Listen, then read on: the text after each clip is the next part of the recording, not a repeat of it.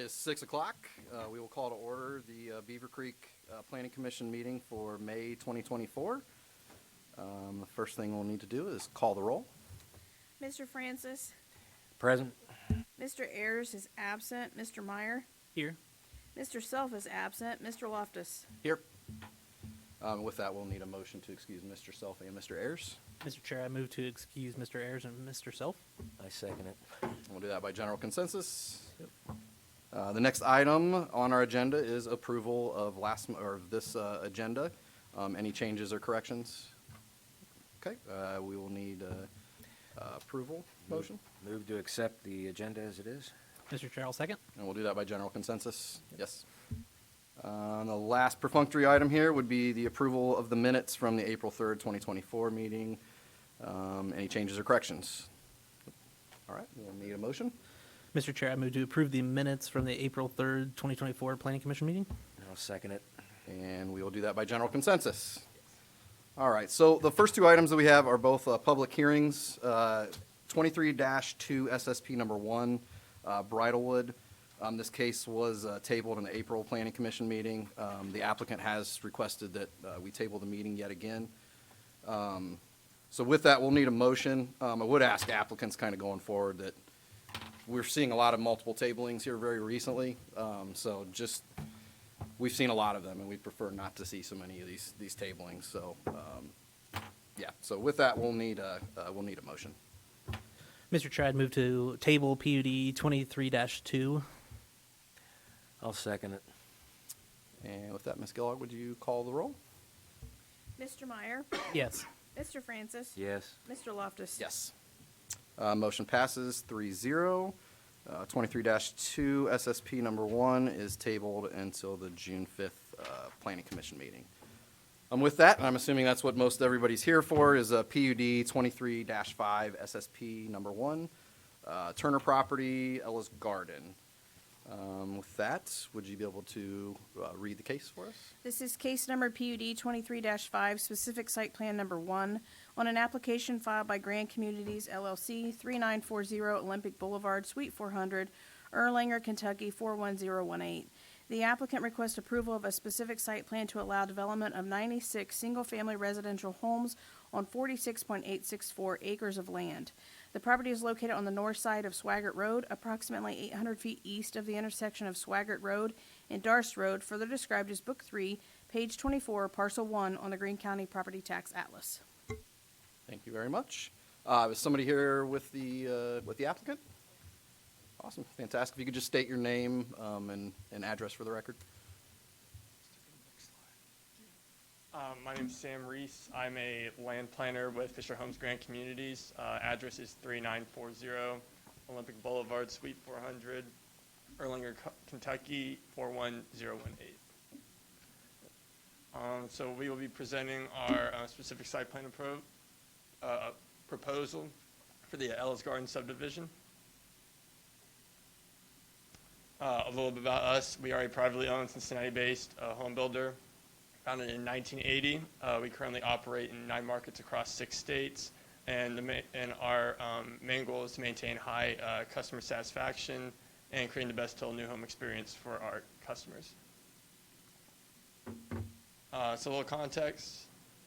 So looking at the existing conditions of the site, consists of 1 parcel of a little over 46 acres. Is currently zoned residential PUD. We recently received approval from City Council to rezone the property from agricultural to a residential PUD, and that was on January 22nd of this year. It's located off Swaggart Road, where our proposed main entry will be, and there are also streets in the neighboring communities that stubbed our property that will also connect through our site. So our vision. One of the things we pride ourselves in is our community design and creating a sense of place for our residences. We do this through landscaping, amenities, and theming as well. With this community in particular, we're looking at creating more of a garden theme, and our proposed name for this community is Ella's Garden.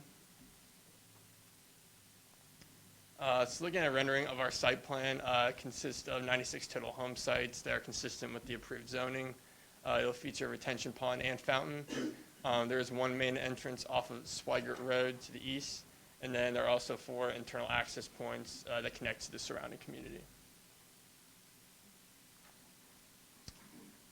So looking more at the specific site plan, again, there are 96 total home sites that are consistent with our approved zoning. And listed there are some of the specific requirements, including setbacks that we are committed to following and meeting with our proposed plan. And additionally, there will also be a main entrance and a turn lane on Swigert Road.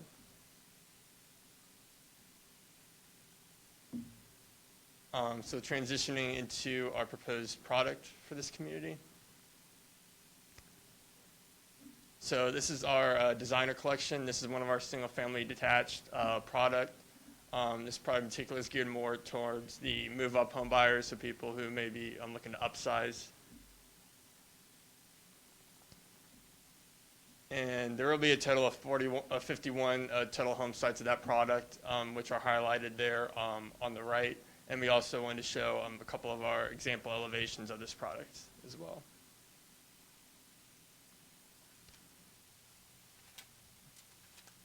So looking at our masterpiece collection, this is also one of our single-family detached product. This is one of our higher-end products with larger homes and larger home sites. And this is a step up from what our designer product is.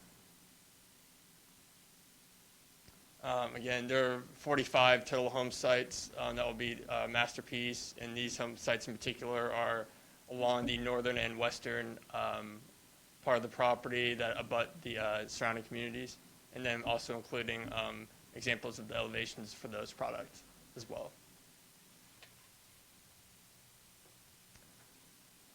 So next steps would be City Council approval.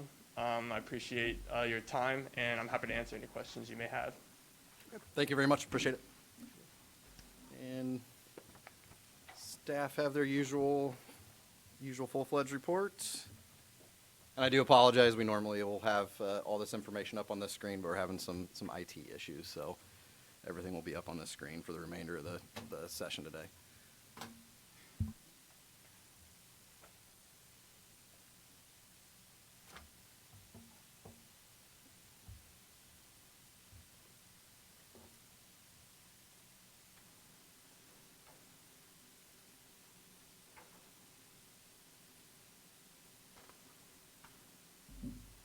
Technology is great until it doesn't work for you.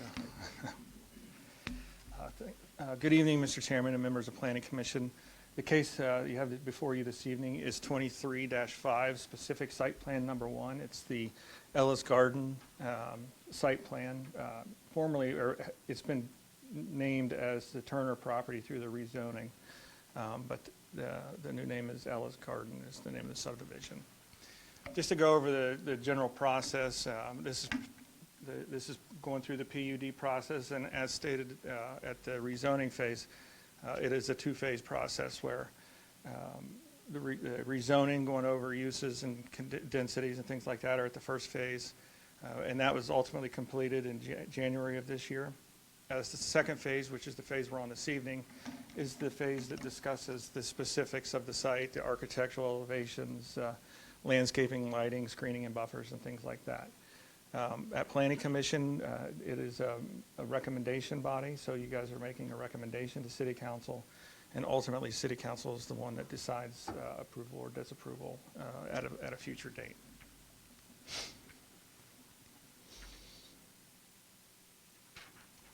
Okay. The property is located on the very far south end of Beavercreek. That's near where Swigert does a pretty strong curve to the east, going from north south, and then turns 90 degrees to the east. This is a closer look at the property as it was in 2023.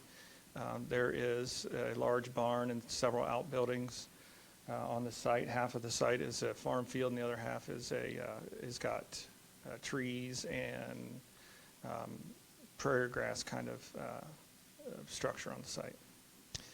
Again, the property was rezoned earlier this year, so it is PUD 23-5, and there were several conditions in the ordinance that created PUD 23-5. The properties to the east are outside of the city in the township. The properties to the north, partially zoned A1 and some R1A single family, and then to the west is part of the two PUDs that residential PUDs that have the R1B underlying. So they adhere to the R1B and R1A zoning regulations. Seen here is the proposed site plan. The main entrance will be off of Swigert Road. It's about 0.65 miles from, I think it's Redbud Boulevard to Red. I had all my notes and couldn't print them out because we have no network today. Redwood Boulevard. So it's 0.65 miles east of Redwood Boulevard. There are 4 other entrances to the site, to each of the existing stub streets in Walnut Grove, to the north and to the west.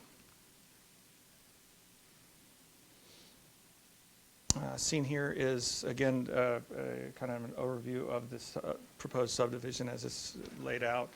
I went ahead and shaded in the single-family lots in yellow with the open space lots in green. Overall, there's 103 lots they're proposing, with 96 of those being single-family residential and 7 being open space lots. The main open space lots are along Swigert Road, and there's some in the middle of the property, and then some at the intersections of some of the streets. The lots range from about 0.19 acres or about 0.2 acres at the low end, and then up to 0.64 acres at the largest, and the average is about 0.3 acres. The overall average lot in the development is about 0.3 acres.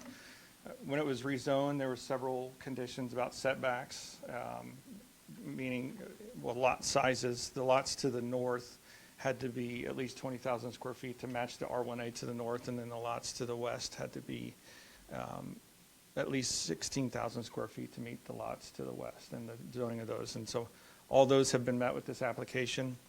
There's also a minimum lot width of 60 feet throughout the development, and that's been met with this application as well. Now, the applicant went over some of the setbacks. I just wanted to reiterate those. All the lots will have a 30-foot front yard setback, so the house can't be any closer than 30 feet to the right-of-way. There's a 35-foot rear yard setback for the interior lots. The lots that are along the north that abut the R1A, they'll have a 50-foot rear yard setback, which is the same setback as an R1A lot would.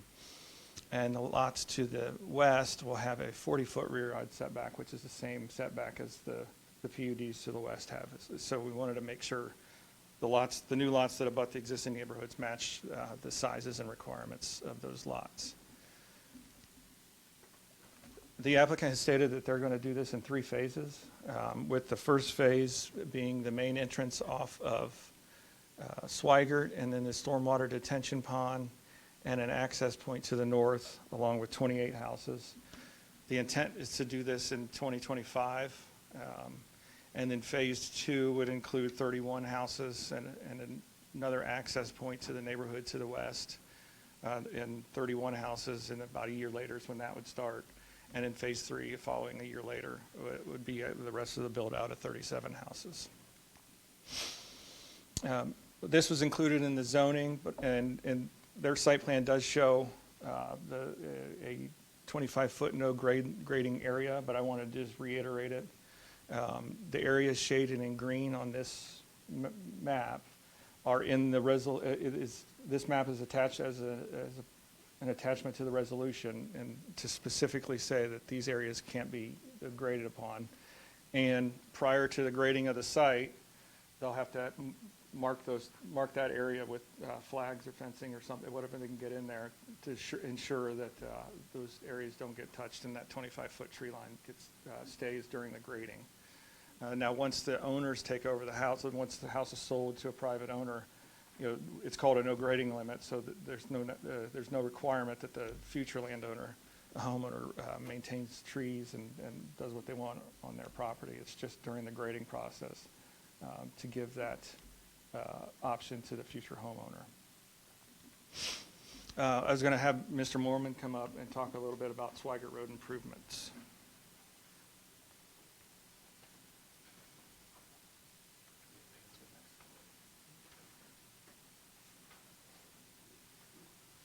Yes, good evening.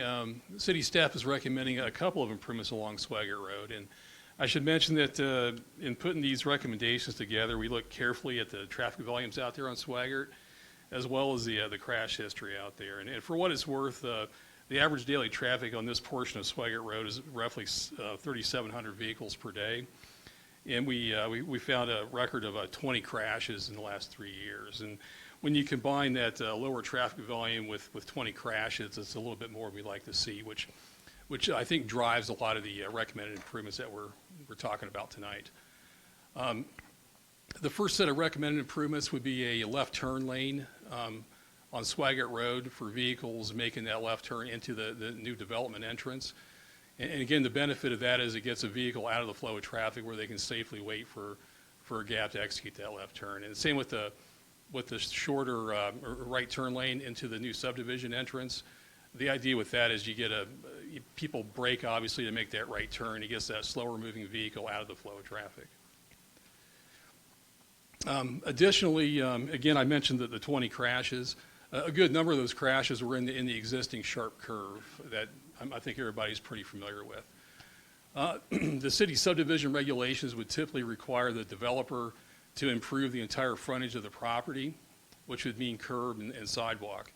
However, we feel it's a fair trade and a better benefit to the public to reconstruct the curb instead of making the developer build that one side of Swigert Road.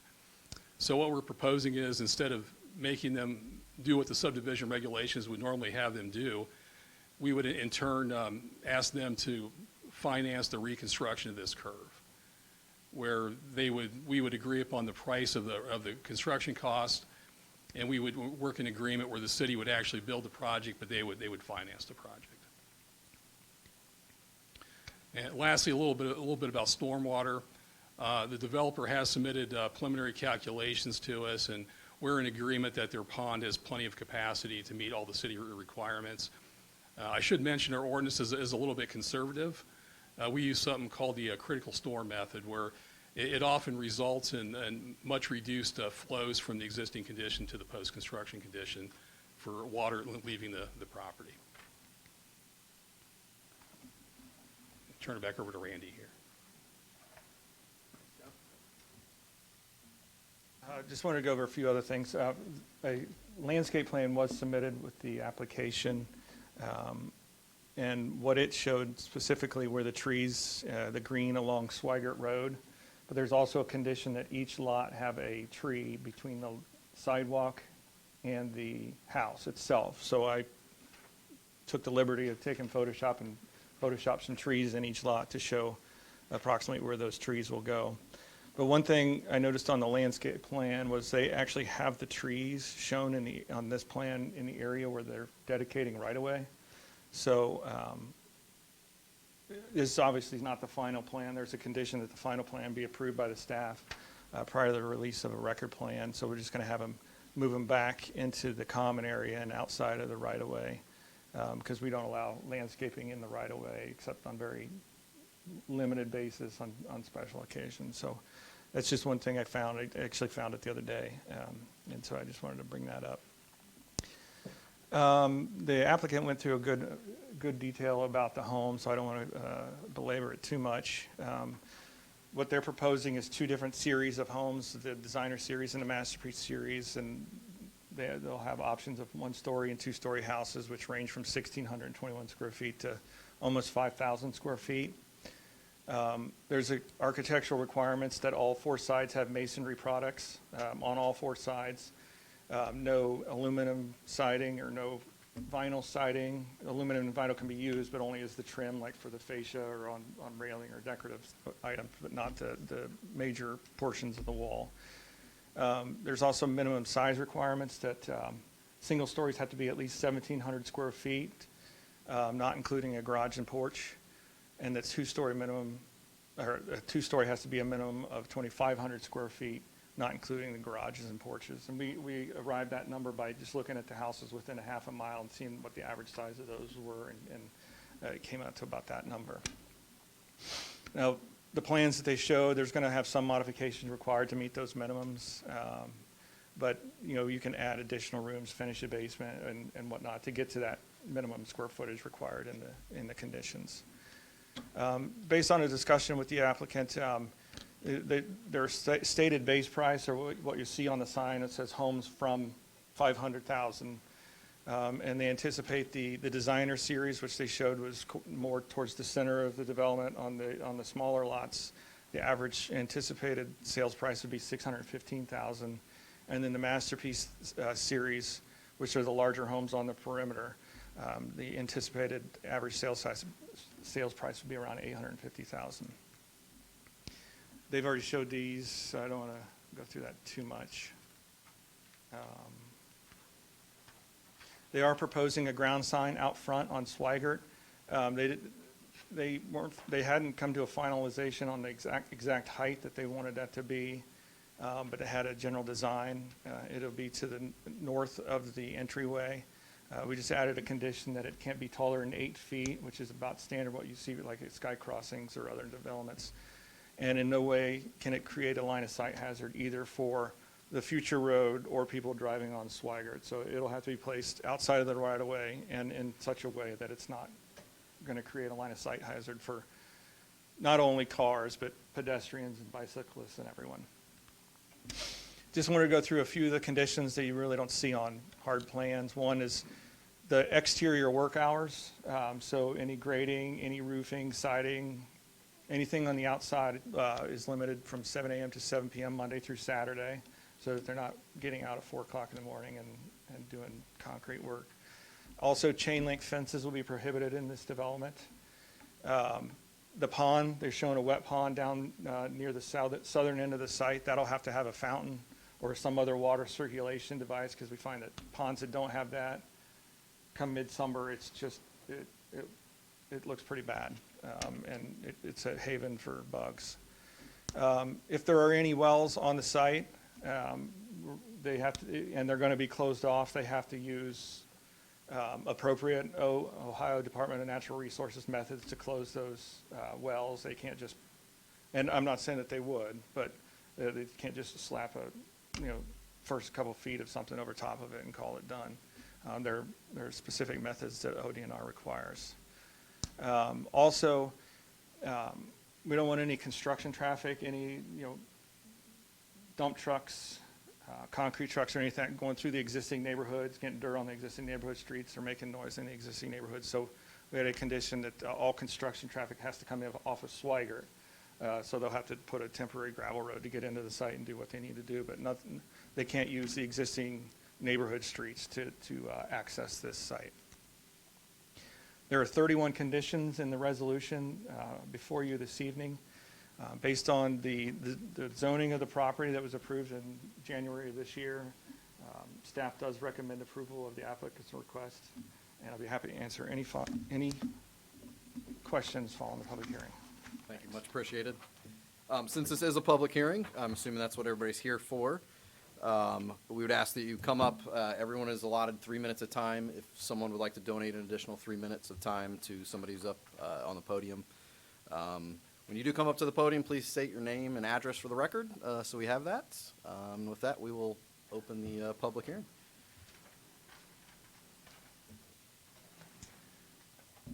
Good evening. Name's Al Gottwald. I live on Westwind Drive, which is, it looks like it goes to the north there. I've always known that the Turner Farm would sell and would become residential at some point. No problem there. When we moved into Hawthorne Glen, we were told that the minimum lot size at that time was half an acre. They didn't average half an acre. The lots were half an acre.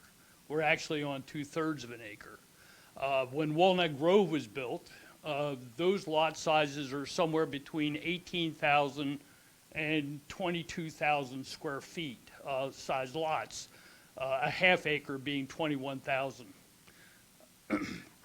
The lots that are to the west of Darst are also of comparable size, and those in the older neighborhoods that are just to the south of Indian Ripple are also, all those lots are the same size, roughly in the half acre range. There's no precedent in Beavercreek for lot sizes of 1/5 of an acre being located right in the middle of neighborhoods that are half acre. This is a high-density residential proposal. I appreciate the fact that they do have near half-acre lots adjoining Hawthorne Glen and Walnut Grove, but the majority of the lots are 1/5 of an acre. There's no precedent that I can find anywhere where that high density gets located right in the middle. That traffic for those people living in that area, they're going to come out in order to get to Fairfield Road. They're going to come out into Hawthorne Glen, and they're going to go up Harmling Street to get to Darst. They're not going to go out to Swigert. They're going to cut through Walnut Grove. So you have high-density housing with a higher population content, all trafficking through Walnut Grove. So the concern that I have is we live in a neighborhood that required half-acre lots. The adjoining neighborhood of Walnut Grove required roughly the same thing, half-acre lots.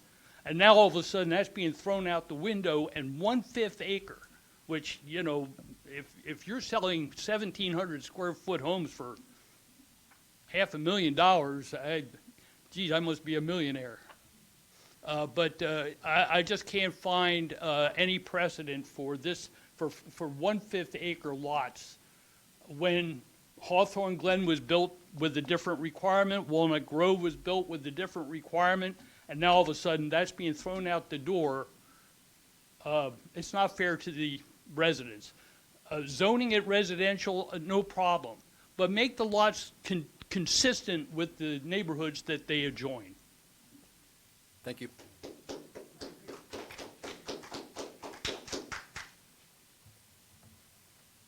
Hi, my name is Catherine Howard. I live at 3766 Mesquite Drive.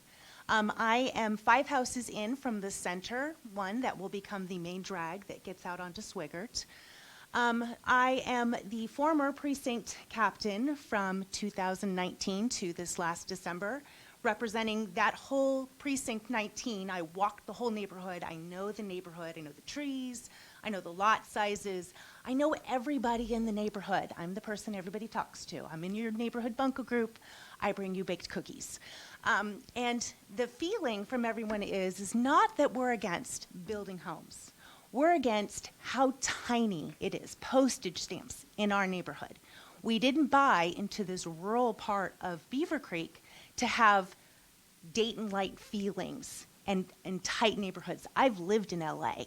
It's tight. Reason I left LA. I didn't want the traffic. I didn't want the forced community. I wanted the space. I wanted the trees. I also work at a landscaping garden center, and I know trees.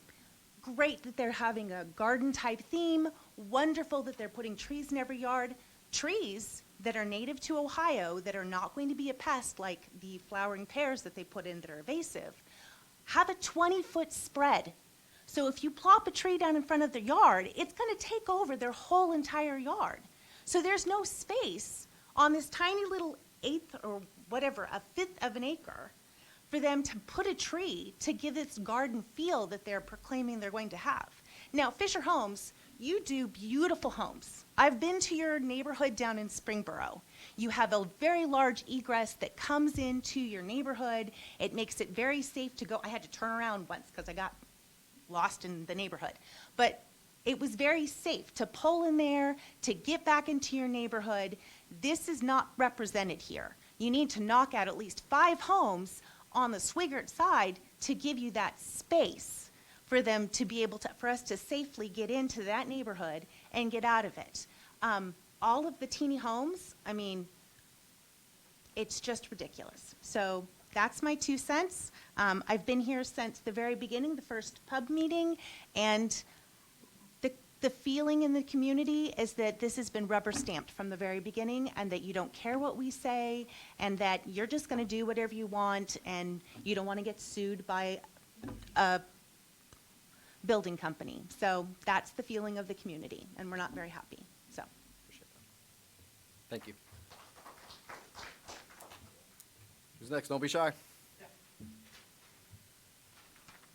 David Sopchek, 3536 Swigert. So I live on Swigert Road, about 5 houses down on the development between South Fairfield and the curve. I sent a lot of my concerns to the deputy clerk, so you should have those. I do appreciate you answering a bunch with the street stuff. So one of my concerns that I brought up at City Council is the speed on the road. It's 40 miles per hour. The study that they did was not comprehensive because it didn't talk about speed. Last night, taking out my trash cans, I had to jump back if someone was speeding down the road as fast as they could go to hit what I've been calling the drag strip. So I would love to see if we could do something about understanding the speed there. He talked about accidents. One of the things that was not talked about was 2 of those accidents that have happened in 2024 are actually Beavercreek school buses that have been hit. So we want to talk about safety and care about our community. Our most vulnerable are our children. They've been hit twice on that road in 2024, and so there's definitely an issue with adding a lot of homes there, increasing the traffic for a road that's already somewhat dangerous. So you're going to have new people. And the other thing about the study that I really love is it was, the middle of the week, about 4 hours, in the middle of winter where people probably aren't driving. So it's really perfect conditions. You're getting all those great things, and that's what you saw in the results. But what I would love to put forth for you all is you're more than welcome to come sit in my driveway on a weekend, watch all the cars go by. You're more than welcome to come on a rainy day. That's probably when the Turners end up with most of the vehicles in their cow field, and see what happens, because that's the study's objective. I understand, but when you add humans and you add their very nature, you have to start to take those things more into effect. And so my biggest concern with this is it's not that the community's going in, it's the safety.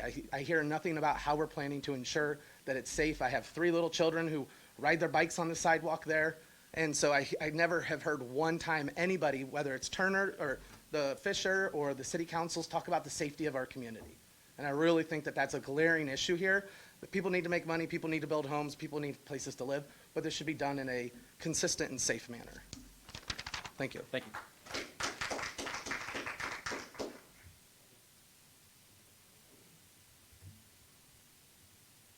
Hi, my name is Rebecca Griffith, and I live at 3705 Swigert Road. And just to kind of give you an idea, I live like right, let me see, there's the next curve, so I live like right here. So I have the same concern. And if you could step back up to the microphone so they can hear you, because you are on TV. You're famous right now for a couple Okay. minutes. So I have the same concerns that the previous speaker or gentleman just had. I live right there where both of those accidents occurred with school buses. And one of them was a moving truck that was passing a school bus and took off the mirror on the school bus, and the mirror busted the window behind the driver, and glass got into a young boy's eyes. Okay, so that's never good. The second one happened just recently with a dump truck that was passing primarily almost in the same spot. So, and it's right by my house.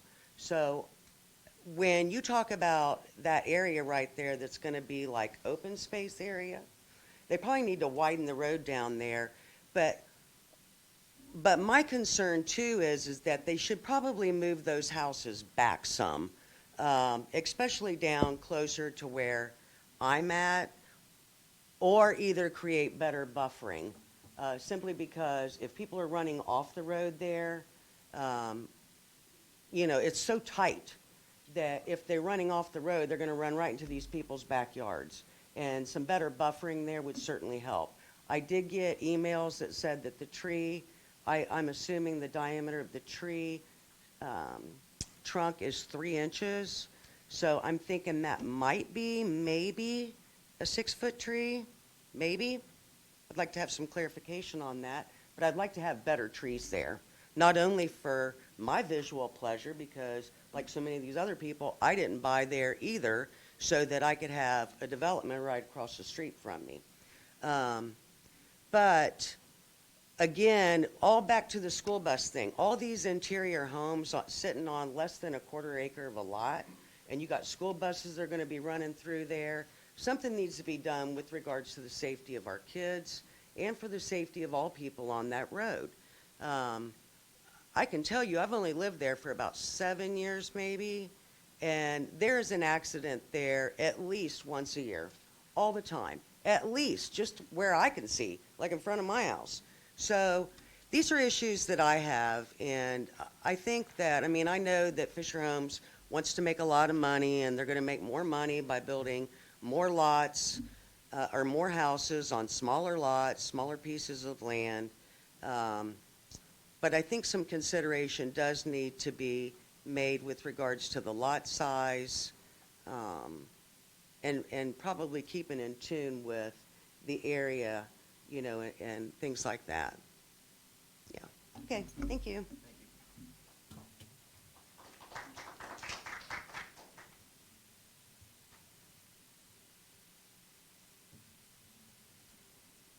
Hey, good evening. Mark Human, 3584 Swigert Road. I do get to live by the drag strip. So my big things here, honestly, is that traffic study was a joke. I don't know how they ended up with that low of traffic and everything. It's constantly, especially now if you leave early in the mornings or you're leaving during work hours, it's literally a line of traffic. I sit in my driveway to get out, and you know, it takes a minute or so before you get a clearing to even go out of our driveway. So that traffic study was definitely not good. And also on there, I call out on page 3, it talks about with 96 dwellings, they think that 54 people will exit in the morning.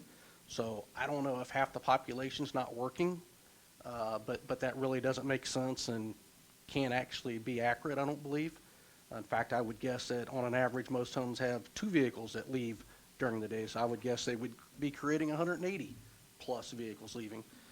So the whole study itself, I'm not sure how baked it was, but it honestly doesn't seem legit at all. I don't know if there's a way for the city to redo it or have a more legit study done on it. And the traffic and accident rate-wise, there's way more accidents on there than what's being reported. The Turners are constantly having to pull people out of their field there by the farm just because they slide off the road. The curb will help, for sure. So, you know, glad to see that addressed, but it is very narrow through there. And should be looked at for safety purposes. And then as far as the lots, I totally agree with everybody else. It should be in line with, you know, at least half acres and a little bit bigger to match everything and go with the aesthetics of the community. It would make everything, even that neighborhood, much nicer. And I have been through your neighborhoods. A lot of them are extremely nice. Springboro pushed back on you guys and had bigger lots done, and I think it turned out really good. I know right down the street, Bellbrook with that new community, they wanted, I think, another 45 homes were supposed to be jammed in there, and the city council pushed back and reduced the number of homes put in that area. And I still think it's tight in there, but, you know, I definitely think that you guys have the sway and say so to be able to get something to make it look a little bit nicer. And I think that designer series is a little low to start at. You guys, on your original plan that sent out, I think you had about 10 different series. Lots of them looked really nice, but that designer one's definitely a little bit on the lower end, especially for what you guys are asking. But those are my main concerns. You know, it's obviously coming. We know it's coming. There's not a whole lot we can do about that. But if we can make it safer through there, get a realistic study. And I don't know if anybody's even tried to go down Indian Ripple or North Fairfield off this traffic and stuff lately. It's just, it backs up to the highway during regular hours. So I think there's a much larger impact than what's being shown here. Thank you. Thanks.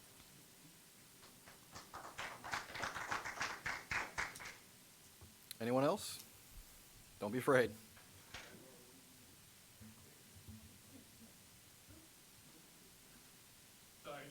Oh, I apologize. Somebody would have to bequeath you an additional 3 minutes if you're going to come up. Yeah, he did. He's good? Okay. Could you please state your name and address for Yeah, the record? Al Gottwald. Yeah, your record. Yes, please. Yeah, Bob Summers, 3665 Harmeling Drive. Thank you. Yeah, just 2 points. On the zoning, when Hawthorne Glen was built, Not only were they half-acre lot requirements, but when I wanted to build a shed or something, I was told I could not be within 10 feet of the adjoining property line. That guaranteed 20 feet of space between myself and the next potential structure. No way. There's no way. So I guess what I'm saying is all the requirements that were levied on us when Hawthorne Glen was built and when Walnut Grove was built, those are being waived. But if I want to build a shed in Hawthorne Glen, I'm still obligated that I have to stay 10 feet away from the property line. And that, you know, it just make it consistent. The other point I wanted to make was Hawthorne Glen is an older community, roughly 40-plus years old. There are no sidewalks in Hawthorne Glen. Your sidewalks pick up when you enter Walnut Grove, but there are 0 sidewalks in Hawthorne Glen. You're going to push a lot of traffic out Southway to Harmling. So people, and there's a lot of walkers in Hawthorne Glen, no sidewalks. And you're significantly increasing the traffic.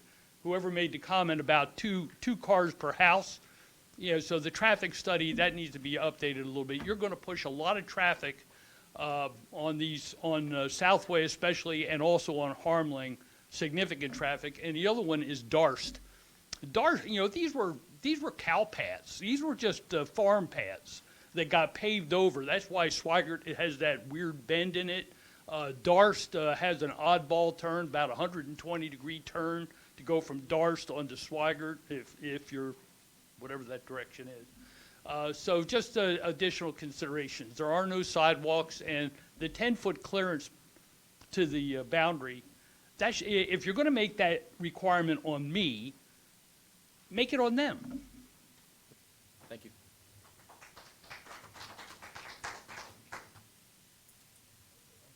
Jack Fletcher, 3645 Swigert Road, Beavercreek. I've lived there for over 40 years, and neighbors of Turner's. Good, it was a good neighborhood. But problem I have is this proposed outlet on the Swigert Road would dump right into my property, right into my driveway, not my driveway. And if anybody here would want 96 homes dumping into their driveway, raise your hand.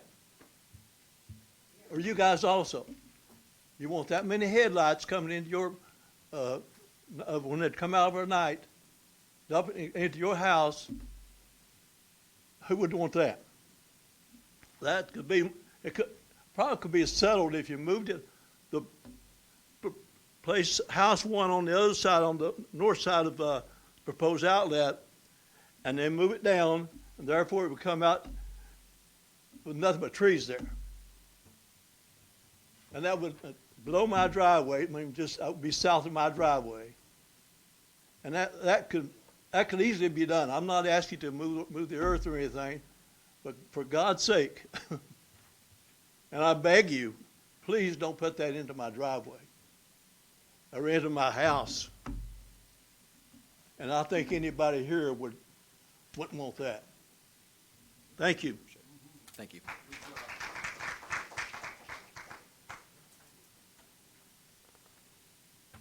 Anyone else? No? Okay, with that, we'll close the public hearing. And I will start with questions to my left. What's that? Oh, did we receive any written input, Ms. Gillen? I did want to state for the record that we did receive 5 letters. The commissioners did receive a copy of each one. Okay, thank you. Start with questions to my left. Hey, Randy? Why are we suddenly deviating from half-acre lots? When this project was, the rezoning of this project was approved, we looked at the land use plan, and the land use plan stated you're allowed up to 3 dwelling units an acre. That was the max density allowed at the rezoning phase, and they came down from 3 dwelling units an acre to 2.1 dwelling units an acre. So it's lower density than what they could have had at a maximum.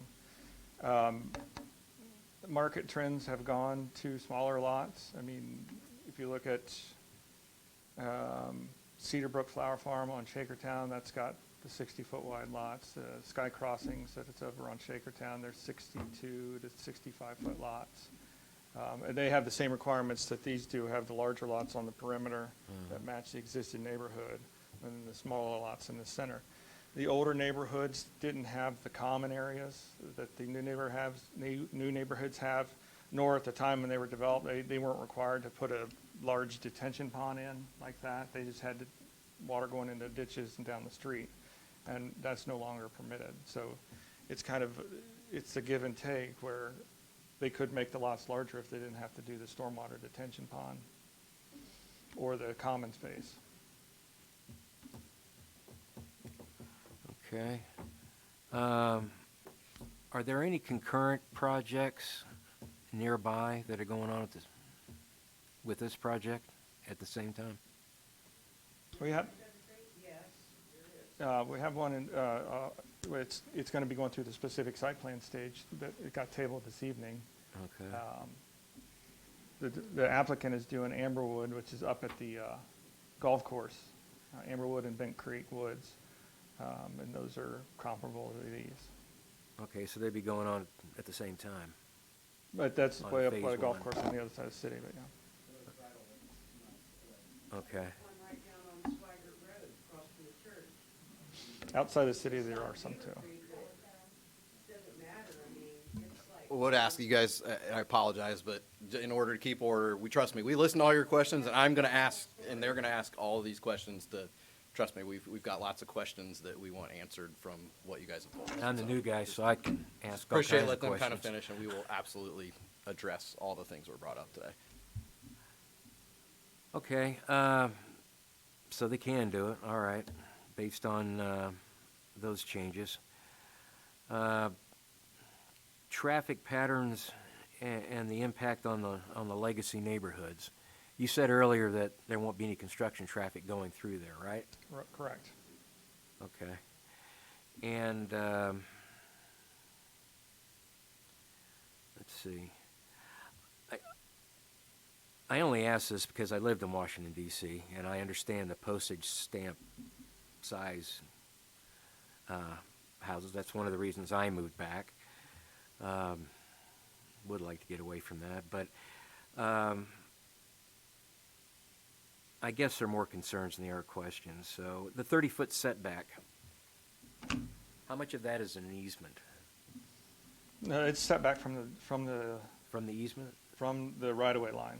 From the right-of-way line. So you'll have the curb, the edge of the street and the curb, and then you'll have a 4-foot tree lawn, then a 4-foot sidewalk, and then that back of that sidewalk is the right-of-way line. So then you'll have 30 feet from that. Okay. I don't know if this is for you or for the developer about the construction entrance.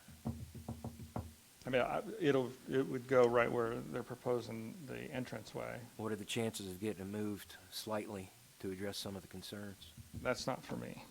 That's what I thought. We could ask somebody from the applicant to come to the day. Good evening.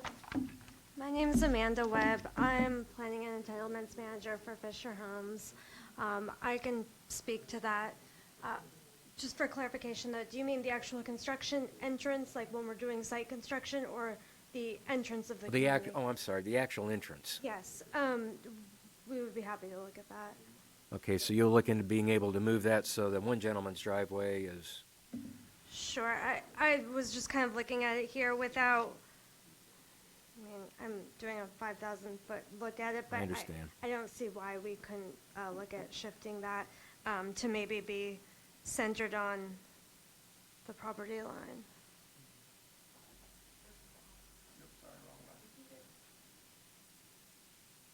Yeah, I think we could probably shift that down a little bit to get to right where he was saying. Okay. That would be something that we would yay, we got to win. Okay. I'm glad to hear that. Now, who's the gentleman that talked about Swigert Road and the changes that are going to be? Can I ask you a couple questions? Thank you, ma'am.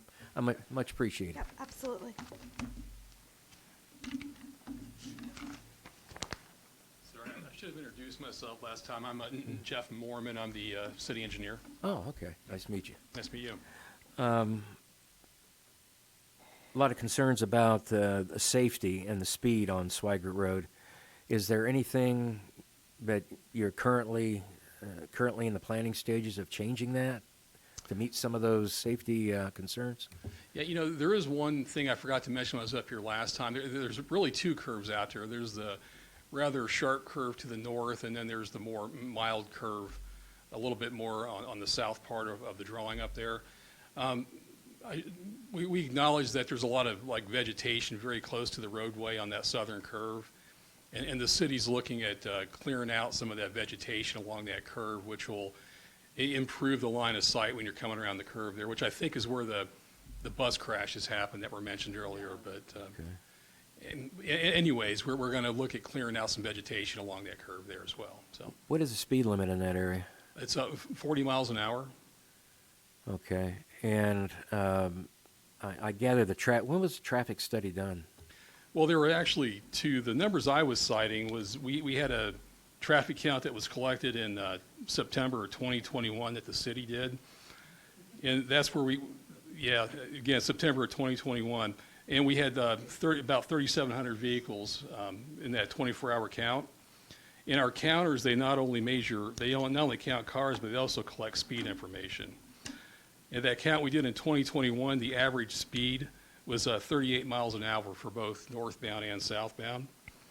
And the 85th percentile speed, which is what a lot of people use to judge how well things are going, we had 44 miles an hour was the 85th percentile speed. So if you look at that bell curve, it's way on the right side of that bell curve as far as where that goes. So, of course there's people, even though this data shows that the majority of people are kind of obeying the speed limit out there, I'm certain that there's some that go faster than they should or speed. You always get a couple of those, but again, what that data from 2021 tells me is by and large people are following the speed limit out there. As far as the traffic study, I should mention that when they do those studies, they look at the peak hours because you want to get the heaviest hour when you look at things like turning movements from intersections and the like.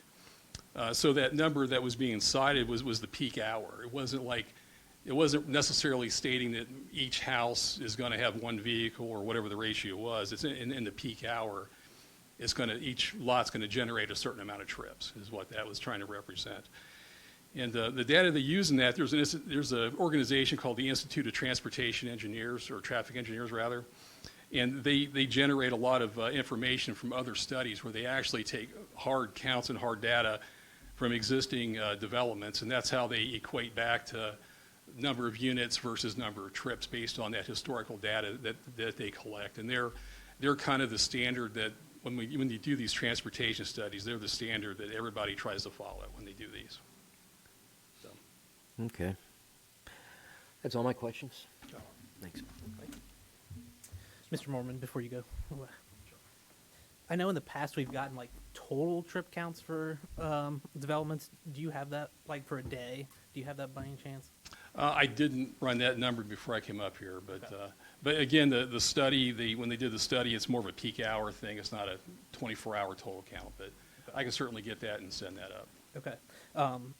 So the width of Swigert was talked about a lot. So when they're reconstructing the curve, I know, are there any plans in the future to widen Swigert at all, put a little bigger shoulder, anything like that on the road? Sure, and the portion that's going to get reconstructed, we're going to have our standard 4-foot shoulder on there. So, the existing roadway, the lanes are narrow, and there's virtually zero shoulder out there. So, it'll really help when we improve that curve. We'll make the lanes wider and more standard width of a lane, and we'll add that extra shoulder to give that extra room for error for vehicles.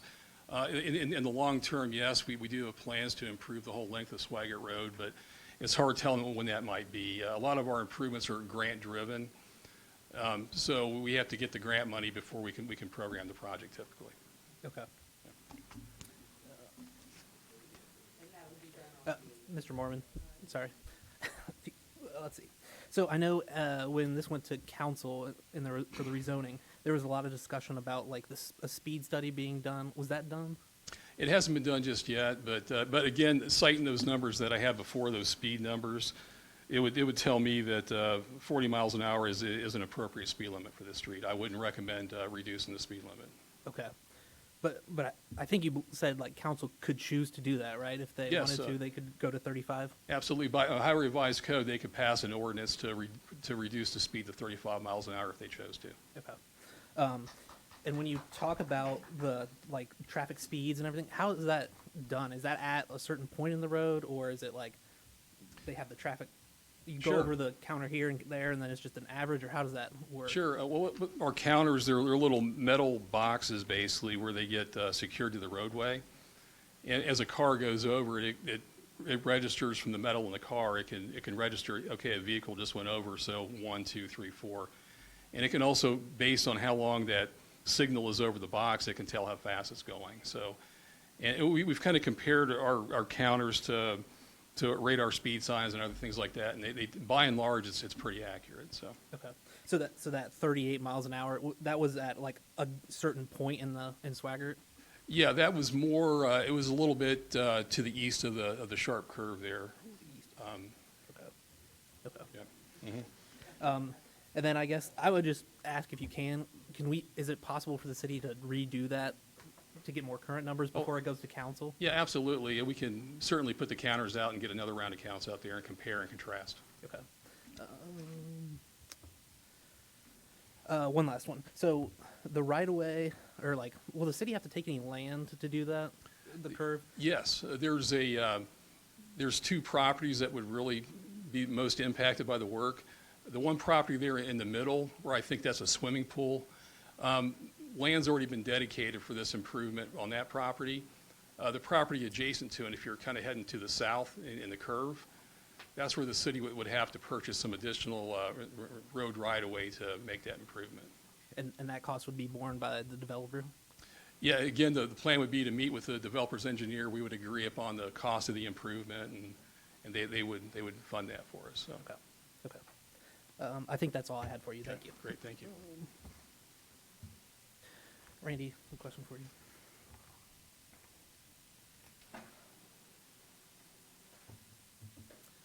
And now that I say this, it might be more for Mr. Mormon too. Is there any consideration given to like speed bumps or anything installed in the existing neighborhood to try to like combat people from cutting through, or at least keep them, going slower? Anything like that? I know we've Mainly tried the that in the neighborhood of the west, past. sorry. Yeah. And they just, from a maintenance standpoint, they usually don't last the first winter. The snowplows will take them out. Okay. And they're really intended for streets that have a long, straight ability to catch a good speed, and these are more curvilinear speeds. I know that the north-south one is pretty straight, but we shy away from speed bumps when we can. Okay. And then also, kind of on that north-south road, was there any consideration at all given to taking that just south to Swagger to give an access point there to try to keep people from cutting through again? There was discussion on that, and the traffic study didn't warrant it. Actually, the traffic study didn't warrant the decel lanes on Swigert, but we got the applicant to agree to do those. But also, the additional access point, based on the discussion with the applicant, it would increase the danger on the road, putting them close together and on the curves like that. Okay, that makes sense. The road widths inside the neighborhood, are those standard road widths and everything? Yes, they're built to city standard, and then they'll be dedicated to city once they're finished. Okay. And then I believe the fire department will approve all the like cul-de-sac sizes and all that. Is that correct? Yes, they've looked at this on a preliminary basis and didn't raise any concerns with the cul-de-sacs. Okay. Their only concern was the phasing and to make sure that you don't have more than a certain amount of homes without a secondary access, and their phasing plan meets the requirements. Okay.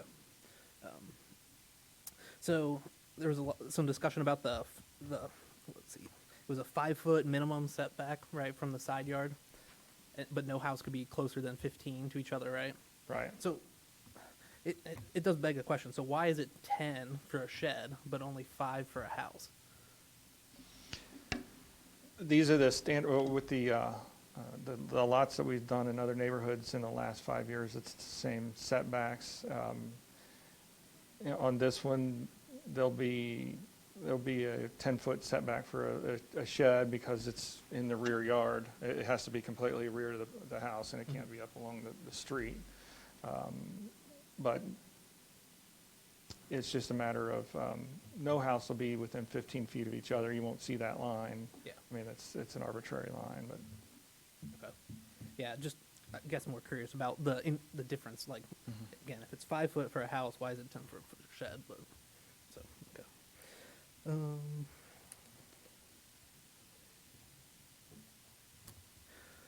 I had one question for the applicant.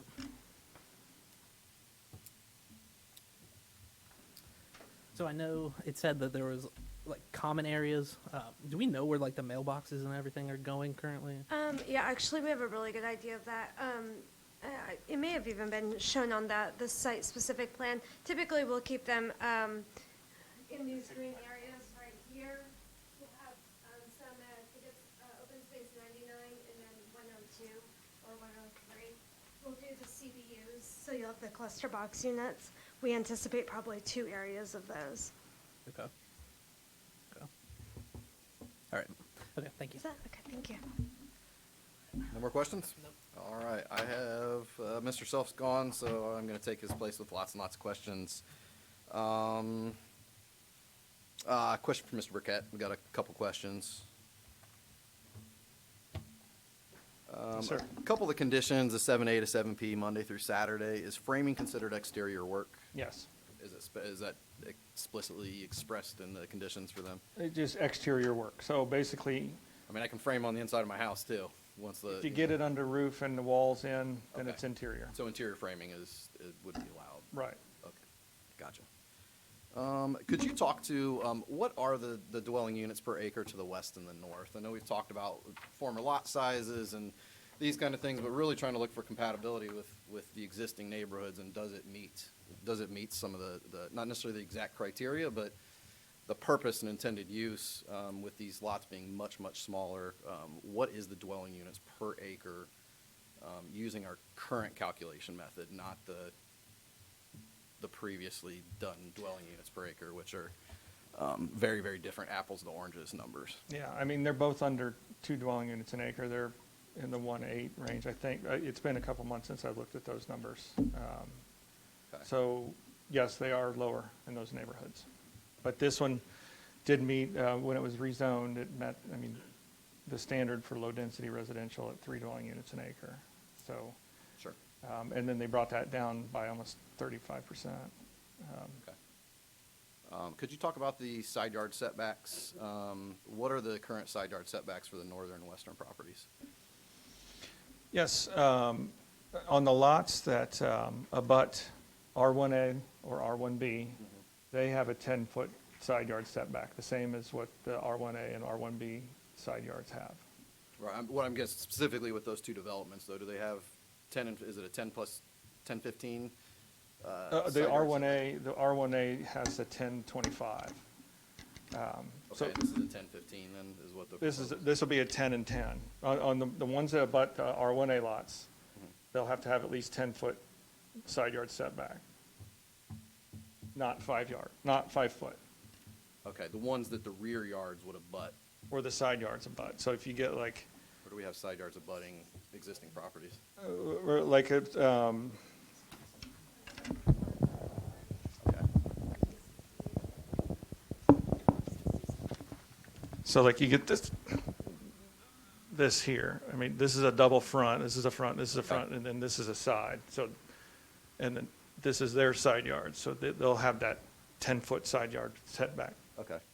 What are the side yard setbacks for those other two plats, though? What are those? Are they? The straight R1, the R1A setbacks are 10 and 25. So minimum 10, the two have to equal 25 Okay. of that particular house. So but there's no requirement that houses be at least 25 feet apart. It's just 10 and 10. But or 10 and 20. but the adjoining properties do have a 10 and 25. Is that Yes, but correct? you could have, So these are one completely house could do a different 10 and the setbacks. other one next to it could be a 10, and they'd Okay. be 20 feet apart. Okay. So the existing to the north and west currently have a 10 and 25 plan, and we're suggesting a 10 and 15 plan for 96 units that are going to go basically right in the middle of all those units. I mean, that would be a fair statement. The lots that abut the R1A, Yeah, not worried about how they abut. I'm just talking in general. Do they keep in theme with the other two neighborhoods that they I'm directly saying join? those lots around the perimeter do. Those have 10 and 10. Right, but the interior lots. The interior lots have 5. 5 and 15. Yeah. Sorry, not 10 and 15, but 5 and 15. Okay. Let me see. I had a question, and this might be more for applicant, but I guess it would be for the city as well. In the presentation, we talked about minimum square footage for single-story and two-story. I'm trying to do the math on a 2,500 square foot footprint, so that means approximately a 5,000 square foot two-story house, depending on how it's constructed and dormers and such. How are they going to fit a 2,500 square foot house on a potentially less than 10,000 square foot lots to maintain setbacks and widths and not be able to? I'm trying to like figure out how the math's there, and I'm really running dimensional. If we've got 60-foot wide lots, how we would be able to squeeze a 2,500 square foot footprint, Right. because that's how it is stated in the resolution, is footprint, not total size. So I just wanted a point of clarification there as well, if we are talking actually about footprint or if we're talking about total square footage. As, I'll let the applicant speak to this more, but their masterpiece series, which has the larger homes, will be on the larger lots that have more than 60-foot foot wide lots. So some of the smaller houses Okay. will be on the smaller lots to make sure they fit within those size requirements and setback requirements. Okay. Do we have any idea when the stub streets will be completed? They'll come, as each phase goes through. So the first phase will have the stub street to the north. You can see phase 1, and then the stub street to the north. Phase 2 will have the stub street, the top stub street to the east, and then phase 3 will connect the middle and the southern stub street. Okay. Okay, and then in regards to Swigert, the straightening, again, this might roll into Mr. Mormon's category a little bit, but just want to get the city's overall perspective. What's the delta between them building sidewalks and straightening the road? Do we have any idea what the cost, what the city's trading off or is getting or is not getting in exchange?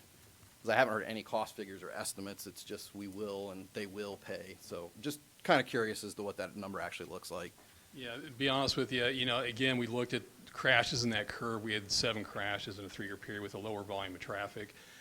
We were looking at it more from a perspective of the best benefit to the traveling public versus dollars and cents. We didn't work out the numbers, but again, I think if we did the improvements along the frontage of Swigert, it would do very, very little to improve the safety of travel along that segment of roadway. Sure. As we're correcting the curve, I think can save some crashes in the future. Okay, so we have no idea what I our didn't cost run trade-off those is. numbers, no. Okay. No. All right. Could you, what's that? No, I will have a couple questions for you here, and I'll definitely, apologize, and I lost, so they're the road, straightening that they're gonna be putting in, it's gotta be developed to city standards. Is that city development road standards, or is that actual cement stabilized roads like the city puts in when they're widening their own roads Sure. versus the developer? We're talking about the curve correction Yeah, the there? curb, yeah. When you say city standards, it can be kind of a broad basis. It could be development Sure. streets that we're gonna put in, which are just several thin layers of asphalt over aggregate, or are we gonna cement stabilize that part since now the city's gonna Sure, be yeah. responsible for that traffic? Yeah, certainly. Yeah, it would be a city-sponsored project, so it would be built to our thoroughfare standards. Okay, which would include typically cement stabilization. Yeah, a little when- bit. when It applicable. wouldn't be like, like in a residential street, the asphalt's typically only 3 inches thick, where, that obviously wouldn't cut it on a road like Swagger. It'd be thicker pavement section and built to meet our thoroughfare standards. Okay. How long will the left decel lane be, or the left turn-in lane be on Swigert? I know we put in a lot of them in the country roads, but they tend to be way too short to where I just got to hit my brakes anyways and immediately go over to the left lane. So there's Yeah. really not a lot of deceleration that happens in 100 feet typically. Yeah, certainly, it's going to be 150 feet long, and there'll be a 50-foot taper. And a 50-foot taper on top of that 150. Okay. Framing, road stabilize. Could you talk about the traffic study a little bit? We talked about the city's traffic study from 2021, but I know several residents had voiced kind of their concern over the Carpenter Marty, which was the applicant's study that they had commissioned. Right. Could you address the kind of the time frame that was done, the overall traffic count addition to that 3,700? Did their number vary from our study? Really just trying to understand, if we have two studies, they're definitely very disparate results. Right, as far for as sure. what we saw. Yeah, kind of some of the standards that people follow when they typically do these types of traffic studies. You typically want to take the traffic counts on a Tuesday, Wednesday, or Thursday to get your typical day. So I believe they followed that. And again, theirs is oriented more around like peak travel times, your peak hour. You're typically going to have a peak hour in the morning for the morning rush and a peak hour in the evening when everybody's coming home. And the reason why you look at those two peaks is if you're looking at the capacity of an intersection or the need for a turn lane or something of that nature, you want to look at it at the very worst peak hour of travel when you try to identify if those improvements are necessary or not. And from the outcome of the study, and I should mention too, we also had a second, third-party traffic engineering firm take a look at the study from Carpenter Marty, and they were in agreement with the conclusions in that report also. So it's not just me, it's another traffic engineering firm that looked at it. The results of the study was they saw plenty of capacity on the roadway. It was, they assigned a level of service for movements at intersections, with A being the very best and F being very, very bad. I believe everything was A/B in this study when they looked at as far as capacity and how easily people can move from point A to point B in this. Okay.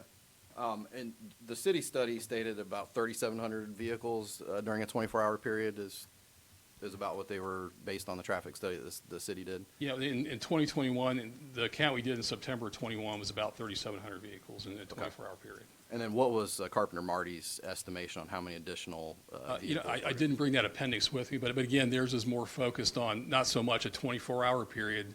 They're more focused on that peak hour where where you could have, you could have a whole lot of trips that are spread out over the course of the day, where it doesn't really impact travel, or just conversely, you could have a whole bunch of trips hitting all at the same time, which would lead to nobody being able to move. So that's why in their study they focused more on the peak hour instead of the 24-hour window. Okay.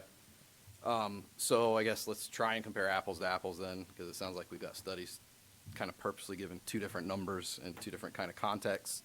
What is the peak during that city study versus the additional peak that the Carpenter Marty study is going to show? Sure. Yeah, and mine wasn't really a full-blown study like theirs. Mine was more, I just wanted to know how many cars in a 24-hour period, and I wanted to know the speed information too, because I had speed complaints from residents that live to the east of the curve there, and that's I was trying to address their complaints from that. So they did an actual full-blown study where they identified level of service and peak hour movements and existing plus the new development. So it's kind of two different ways of looking at things. Okay. But what I'll do is before it goes to city council, I'll get a fresh batch of counts out there. So I'll have current information as far as number of vehicles, average speed, all that information. I can compare that to the results from 2021. Okay. Still trying to kind of rectify. I know we tabled this because of a traffic study, and it seems like I don't know. It's very interesting the results we got versus what the city had to compare apples and oranges. They don't seem like they're on the same scale whatsoever. So it's hard to do a comparative if we don't have the same numbers, I guess. But could you talk about the speed? So you said there was a speed, or there was a traffic study done in 21. where were the actual actuators placed on the roadway to determine speed? Because the apex of the curve, if you're too close or too into the apex of the curve, people are naturally going to be at their slowest speed when entering and directly exiting that curve. But when they get to the flat spots, that's where they're going to accelerate through. Sure. Into the corner, out of the corner. Yeah, I totally agree with you. It wouldn't do us a lot of good to put the counters right there in the curb or right at the stop sign if we're trying to get some data here, right? So I can point to about where they were, if that's okay. Yeah. The complaints I was getting was primarily in this area, so it's kind of about right there. Okay. That's where the count was done, but nothing was done to the south of the curve, just to the northern portion. That's correct, yes. Okay. That's correct. Okay. But Last thing, and actually it was for Mr. Burkett. I don't see anything directly addressed with parking on Swigert. I live in Terra, and we see Sky Crossing for the first 6 months they were there. They parked on Alpha Bellbrook, or on Factory. They were parked on the shoulders, which I'm sure did plenty of fun harm to the shoulders that we'll have to repair and pay for as citizens. At a minimum, I think we need to put some sort of something in there that excludes them from doing any sort of parking on Swigert Road, because in the absence of rules, they will park on those because they have nowhere to go. You've got to grub and clear everything first. So just wanted to see if that would be something that the city would be open to putting as a condition. Yeah, I wouldn't have a problem No amending parking that on condition to say no construction traffic parking along the roadway. Okay. All right, that is all the questions I have. And I just wanted to reiterate, this application meets the zoning code requirements for the PUD. It meets all the conditions that were established in PUD 23-5. And again, we're still recommending approval. I know that there's concerns. It meets the minimum lot size in terms of lot width, meets the density. And so I just wanted to point that out again. Okay. And that is a condition in here, is that correct? What's that? The density The density's in the ordinance. in the ordinance? In ordinance, it stated the max density is 2.1 dwelling units an acre. And that's what they came in at. Where the land use plan says it could have gone up to 3.0 at the zoning phase. So at the zoning phase. So if you could provide some clarity, and maybe Mr. McHugh, if you also could provide some clarity, our function as a board versus city council's function as a board, and what our leeway versus their leeway would be. Well, city council has, in the ordinance, when they considered the zoning back in January, they set the zoning or the density requirement. So that's fixed at this point. So as long as your position at this point is, did they comply with the density requirement as established in the zoning ordinance back in January? Okay. So what you're saying is there's nothing actionable we can do at this point.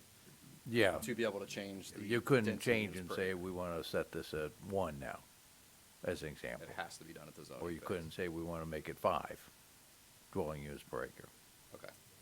So that's not something legally that we could change. It is not something legally you could change. Now, hang on a second. Trust me, I'm addressing all this stuff here. What is council? What is their ability to change that density after that has been passed? They'd have to go back and amend this ordinance. Okay. Do we So- have the ability as a board to amend the ordinance? Do you, as this board, have the ability? Does this No. specific board? No, you do not. Recommend that they amend the ordinance? It would not be in keeping with the ordinance, but I guess that you do make recommendations, but that, this is low density as Ms. Burkett has stated, so, and that was established. So at this point, this being the specific site plan, the review is, have they met the requirements of the ordinance? Okay. So, Okay.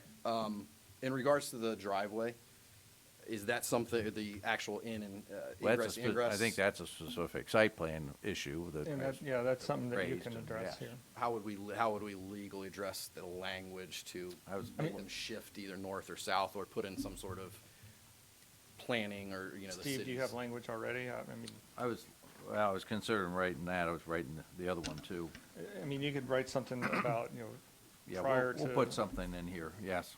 The applicant shall look at, Which or one? explore the Oh. feasibility of moving the entryway so as to not line up with any driveways. Maybe we could add a condition number 32, that the entryway shall be shifted, which way did we say, south?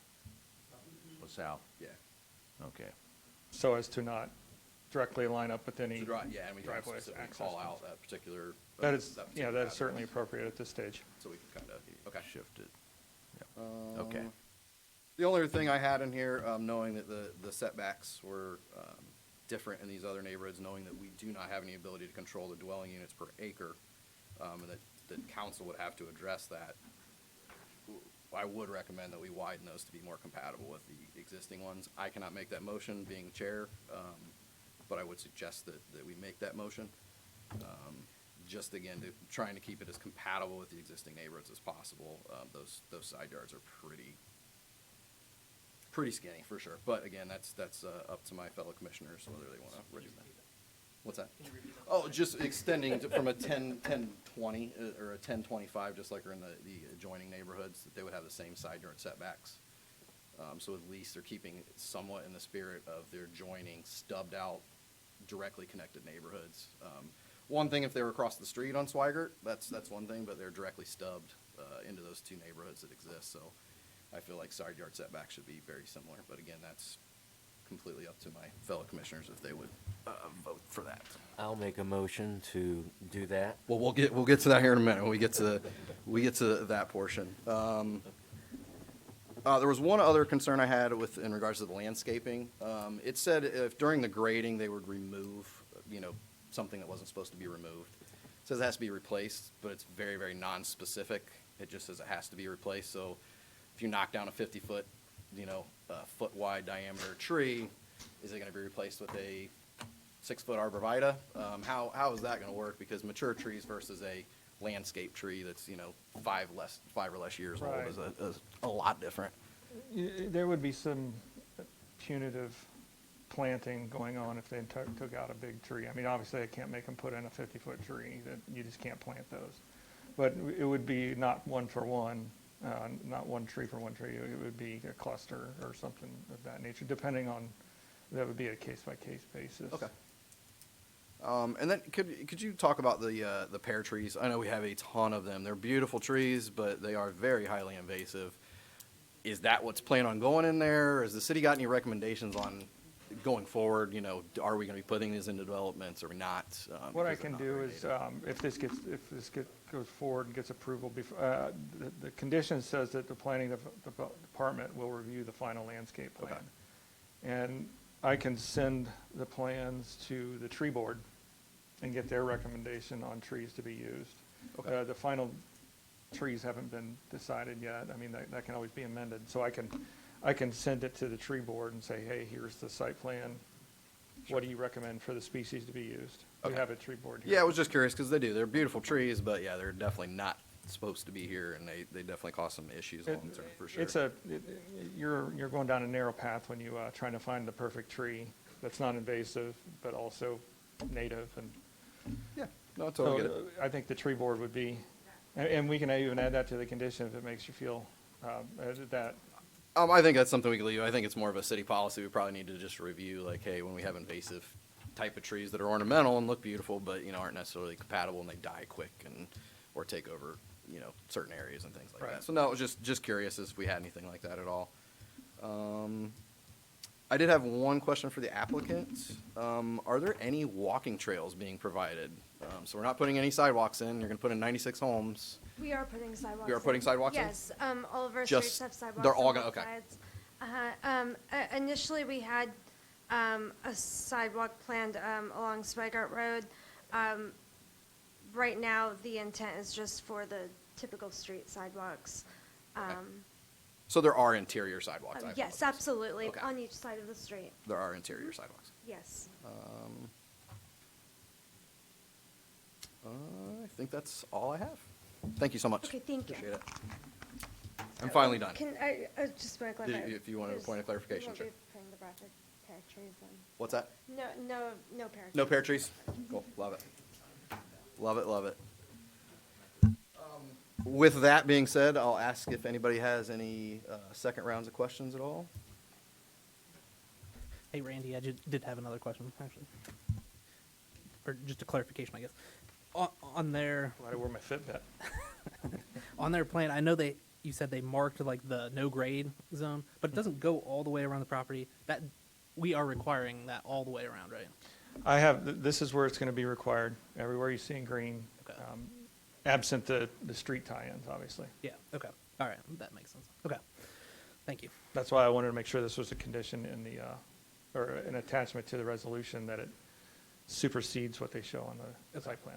Perfect. Okay. Thank you. I have no further questions. With that, like I said, I did have a couple recommendations. It's up to you two if you want to follow through on those recommendations.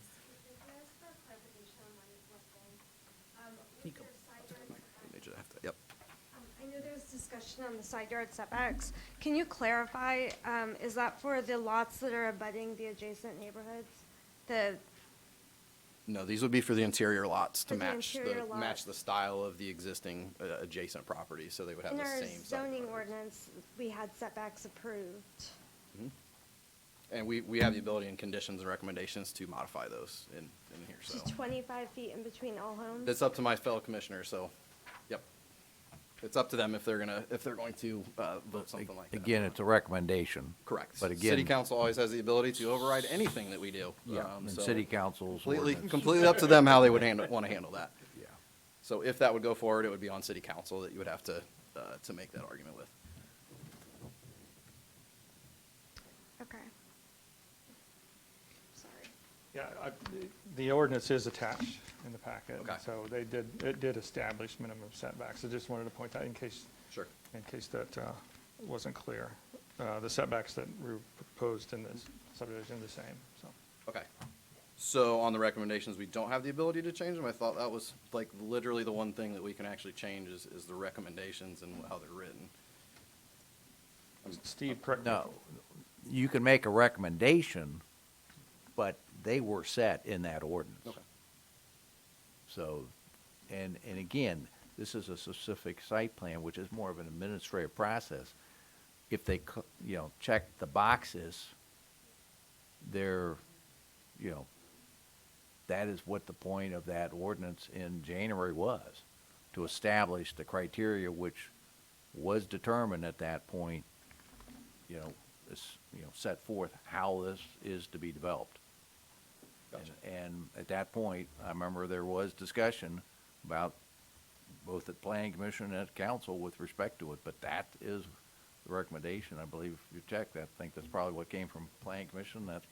That's what was approved by council. Okay. So we could make the recommendation, but it's not binding because it goes to council anyways. No, to will not be binding, no. Okay.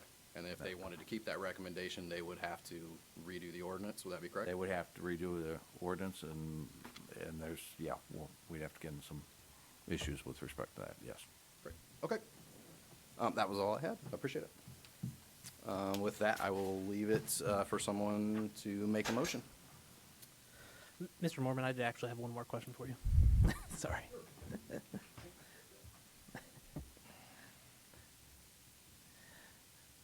Was there any needed improvements indicated by any traffic study to like the intersection at South Fairfield? Just curious. There was not. They studied all those intersections, and again, they showed a level of service of either A or B in all those intersections, so it didn't warrant other improvements. Okay, thank you. All right. Mr. Chair, I would move to add condition number 32, that no construction parking along Swaggart Road. With that, we would need a second to be able to bring that forward. I'll second it. Let's park that one and see if there's anything else, and then if it's general, then we'll move on from there. 32, yeah, I had it under 30. Yep, 32. Any other changes to the recommendations and conditions? Mr. Chair, I would move to add condition number 33, that the entryway should be shifted to the south to a line between the houses across Swaggart Road. Does that work, Steve? Yes, yeah.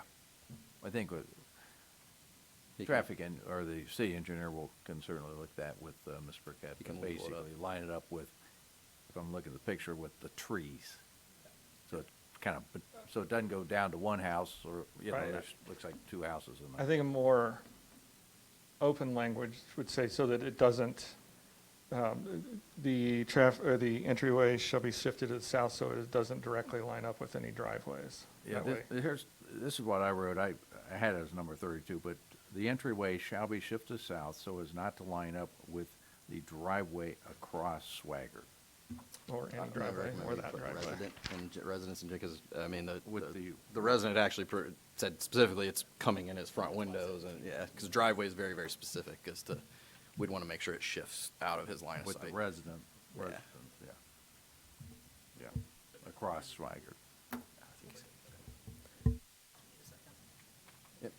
Oh, I'll second that. Okay. And then, yes.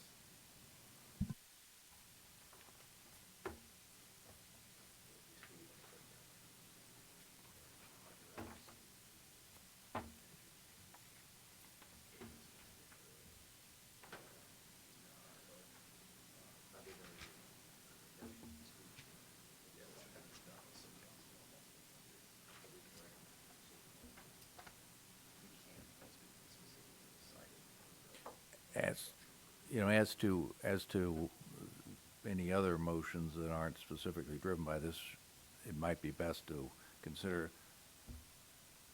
action on this motion, or motion on this resolution. And if you want to make another recommendation motion, you can, to put in the record, you could always do that too.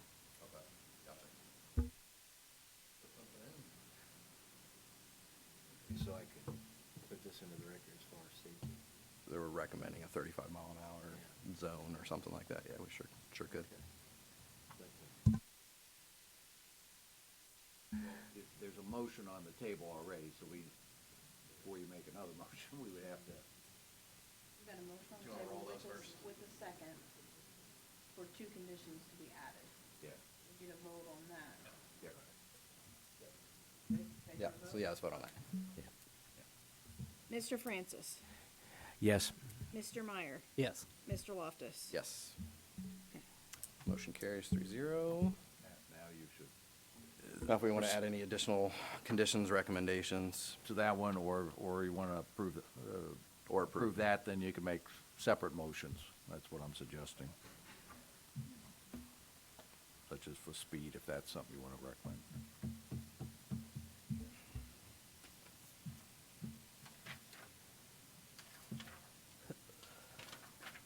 Mr. Chair, I would move to approve PUD 23-5 SSP number 1 with the attached, or with the amended 33 conditions. I second it. All right, with that, we will call the roll. Mr. Meyer, Yes. Mr. Francis. Yes. Mr. Loftus. Yes. Motion carries 3-0. City Council, next. So that would be the next spot for anybody who's got any additional concerns. We would encourage you. One quick question, clarifying question, with Mr. McHugh in the room because he was involved in the lot size. Unfortunately, the public hearing is closed and we can't legally entertain any other additional. I just wanted a clarification. So, I appreciate it. Yeah, I would encourage you after the meeting to stick around and express those concerns directly. And like I said, City Council will be reading this twice. So I would encourage you, they are given much more levity than we are here from a legal standpoint. So our hands are very, very tied. We share many of the same concerns that you do, but we unfortunately are a very, very tightly legislative body as far as how and what decisions we're allowed to make versus City Council, who's given much more levity to do however they kind of see fit going forward. So with that, we have one, public hearings are closed. We have one last item on the docket. It's subdivision S24-4, the equal plat. Is there somebody here from the applicant? No, I mean, I'm assuming this is the same alpha replatting that we've Absolutely, seen yeah. several times? It should be pretty straightforward. So we're working with the Eco Plat located at 815 Lowe's Drive. This is a lot consolidation of 4 lots into 1 lot. Those 4 lots total 6.993 acres. That's broken up into 0.23, 0.465, 0.29, and then the larger lot kind of bordering the river there at 6.008, once again bringing our total to 6.993 acres. Back in October of 2023, City Planning Commission, City Council rezoned these properties to agriculture.